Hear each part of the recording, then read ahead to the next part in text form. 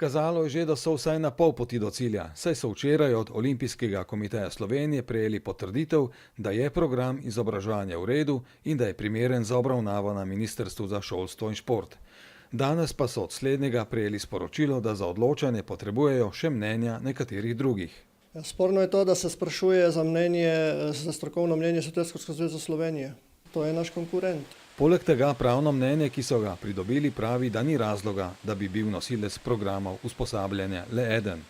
Najbolj pomembno pa je, da so lani zavrnjeni program dopolnili z vsemi zahtevanimi elementi.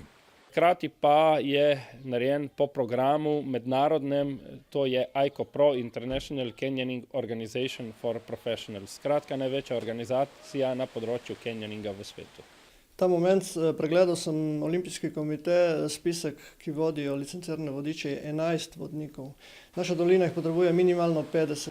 Odločanje je v rokah strokovnega sveta za šport na Ministrstvu za šolstvo in šport, vendar Jaz mislim, da tle v Sloveniji ni samo boj za soteskanje, trenutno se je to eskaliralo, ker potrebujemo nov program, boj je na vseh frontah za vse izobraževalne programe, ker je tle noter očitno dosti denarja v igri.